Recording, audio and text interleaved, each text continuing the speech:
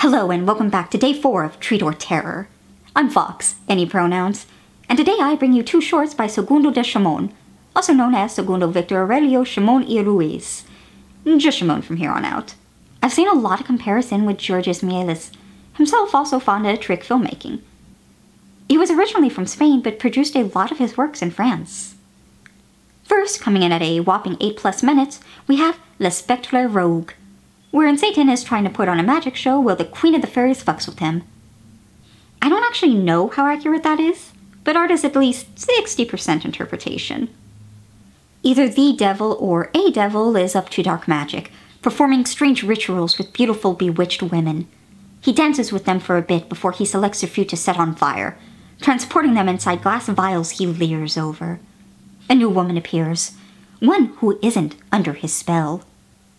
This woman torments the devil, teasing him and distracting him from his nefarious deeds. Even when he brings in the screen for a fun cinematic trick, she's still there, ready to ruin his show. He puts on trick after trick, only for the woman to keep showing up, each time getting in his way, until the final moment, where they seem to see eye to eye.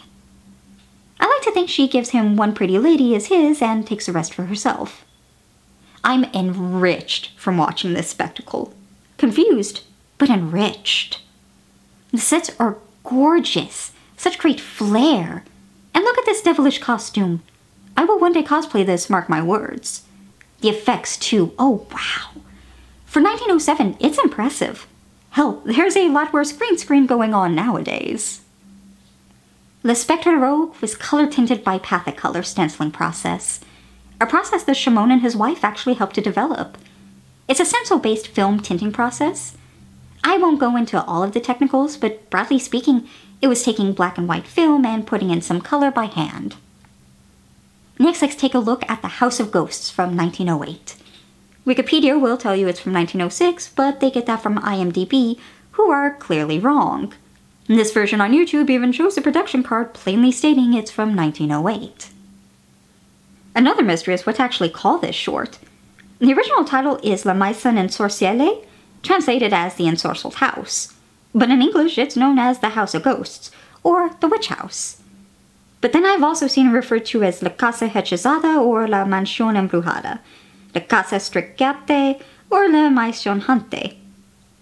I adore when horror films have a dozen or so alternate titles all over the globe, especially when they aren't always just straight translations. It's interesting to see. As for the film itself, it comes in at about 6 minutes. Comparatively, Chomón was a lengthy guy, and he did a lot with the time he asks of his audience. The House of Ghosts is one of, if not the first, haunted house trope put on screen. We watch as 3 travelers amble along to an unpleasant little cottage that has a terrifying face, oh fuck. But at least it's out of the rain. Unlike their luggage, the ghost just pulls back out the front door. Rude. But I do really like this lightning effect, though. They fumble around, a painting becomes a creepy person mocking them, but might as well make the best of a bad situation. The hosts have a blast fucking around with these 3. I particularly enjoy the sheet ghost, who even has some leggies. None of the torment stops them from sitting down for a fine meal.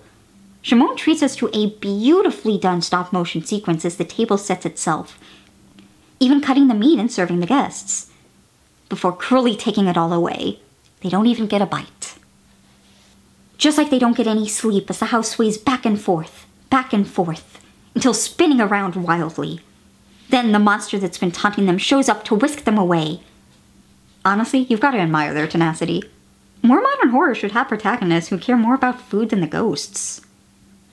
Chomón's work is delightful, and he truly deserves to be remembered as a great pioneer of the film industry. His work has a distinct surreal quality to them, more so than Méliès, who he's often compared to. It's like holding up a telescope to view a far-off world that's like ours, but really exists outside of our reality in so many aspects, familiar in an uneasy way. I do recommend checking more of his surviving works out, or even looking into his filmmaking techniques, how he developed on already existing mechanics, and of course the coloring techniques. It's fascinating stuff. For now, I'll see you all tomorrow. Thanks for joining my lucid screaming.